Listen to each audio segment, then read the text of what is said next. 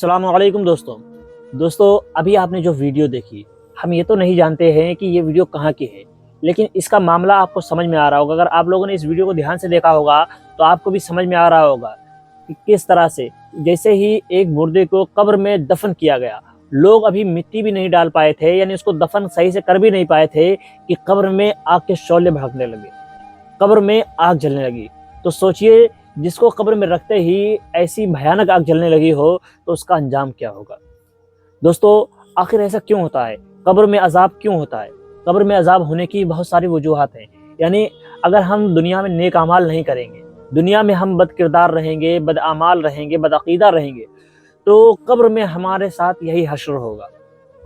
ہر شخص کے ساتھ جو بھی گناہوں میں مبتلا رہے گا، قبر دبوچے گی، کیونکہ رسول اللہ صلی اللہ علیہ وسلم نے فرمایا ہے کہ قبر جہنم کے گڑھوں میں سے ایک گڈھا ہے۔ یعنی جو قبر سے نجات پا گیا وہ آخرت کی منزلوں سے بھی نجات پا جائے گا، لیکن قبر جو پہلی منزل ہے، اور اگر ہم پہلی ہی منزل میں ناکام ہو جاتے ہیں تو پھر سوچ لیجئے کہ ہمارا حال کیا ہوگا۔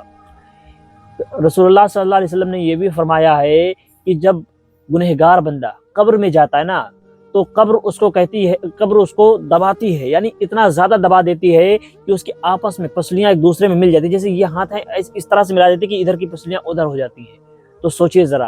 اور لیکن جب مومن بندہ جاتا ہے تو قبر اس کے لیے کشادہ کر دی جاتی ہے، یعنی اس طرح سے پھیلا دی جاتی ہے کہ جہاں تک اس کی نظر جاتی ہے، حد نظر تک، یعنی جہاں تک اس کی نظر جاتی ہے قبر کھل جاتی ہے، اس کے لیے باغات کھول دیے جاتے ہیں، اس کے لیے جنت کی ہوائیں پیش کی جاتی ہیں۔ بس اب یہ ہم پر ڈیپینڈ کرتا ہے، یہ ہماری ذمہ داری ہے کہ ہم عمل کیسے کرتے ہیں۔ اگر ہم گنہگار ہیں تو ہمارا حشر ایسا ہی ہوگا، اور اگر ہم نیک عمل کرنے والے ہیں، اللہ کی عبادت کرنے والے ہیں، اللہ کے حکم کو بجا لانے والے ہیں، نبی کی سنتوں پر عمل کرنے والے ہیں، صحابہ کے راستے پر چلنے والے ہیں، تو ہمیں گھبرانے کی ضرورت نہیں ہے، کیونکہ جب ہم صحابہ کرام کے راستے پر چلیں گے، نبی کی سنتوں پر عمل کریں گے، اللہ جل شانہ کے حکم پر عمل کریں گے، تو پھر ہمیں ڈرنے کی ضرورت نہیں ہے۔ لیکن اگر ہم گناہوں میں مبتلا رہیں گے تو ہمیں ڈرنے کی ضرورت ہے۔ ایک مرتبہ کا واقعہ کہ رسول اللہ صلی اللہ علیہ وسلم مدینہ منورہ کے قبرستان میں گئے ہوئے تھے، وہاں پر آپ ایک قبر پر رکے، لوگوں سے پوچھا کہ یہ قبر کس کی ہے؟ لوگوں نے کہا کہ یہ فلاں انسان کی قبر ہے۔ تو رسول اللہ صلی اللہ علیہ وسلم نے فرمایا اس پر عذاب ہو رہا ہے۔ تو لوگوں نے پوچھا کہ یا رسول اللہ صلی اللہ علیہ وسلم، اس پر عذاب کیوں ہو رہا ہے؟ یہ بظاہر تو نیک تھا، آخر کیا ماجرا ہے کہ اس پر عذاب ہو رہا ہے؟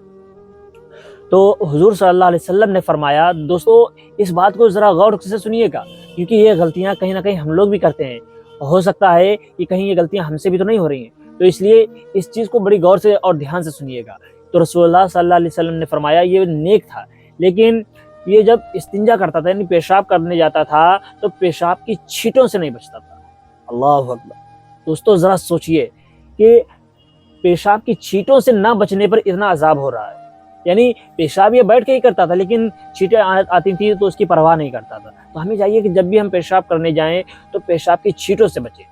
اور آج کل تو یہ فیشن ایسا چل گیا کہ لوگ کھڑے کھڑے پیشاب کرتے ہیں۔ ذرا سوچئے کہ چھینٹوں سے نہ بچنے پر جب ایسا عذاب ہو سکتا ہے، ہو رہا تھا، تو سوچئے ذرا جو کھڑے کھڑے ہی پیشاب کر لیتے ہیں ان پر کیا ہوگا، ان کا عذاب کیا ہوگا۔ تو دوستو اس طرح سے چھوٹی چھوٹی چیزوں پر بھی عذاب ہوتا ہے، تو ہمیں چاہیے کہ ہم تمام چیزوں سے بچنے کی کوشش کریں، اللہ سے توبہ استغفار کریں، اللہ سے معافی مانگا کریں کہ اللہ ہمیں معاف کر دے، کیونکہ اللہ معاف کرنے والا بھی ہے اور اللہ پکڑنے والا بھی ہے۔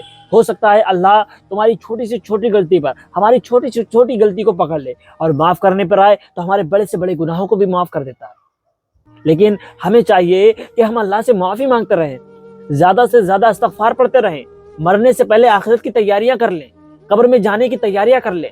ہم کہتے ہیں یا اللہ ہمیں موت آ جائے، جب بھی ہم پریشان ہوتے ہیں کہ اللہ موت آ جائے، ارے موت کی تم نے کیا تیاریاں کی ہیں؟ تمہاری کچھ موت کی تیاریاں بھی ہیں یا بس موت کی تمنا کر رہے ہو؟ موت کی تمنا مت کرو، رسول اللہ صلی اللہ علیہ وسلم نے منع فرمایا کہ موت کی تمنا کبھی مت کیا کرو۔ اور آج کل ہم دیکھتے ہیں بہت سارے لوگ موت کی تمنا کرتے ہیں۔ بھائی موت کی تمنا کر رہے ہو، موت کی تیاری کیا کی تم نے؟ بھائی قبر میں جاؤ گے، قبر کی تیاریاں کی ہیں، قبر اندھیری ہوگی، وہاں کے لیے روشنی کا انتظام کیا ہے؟ قبر تمہارے لیے روشنی نہیں کرے گی، تمہارے اعمال وہاں پر روشنی کریں گے۔ اگر تمہارے اعمال اس لائق ہوں گے تو تمہاری قبر میں روشنی ہوگی، ورنہ یوں ہی عذاب میں مبتلا ہو سکتے ہیں۔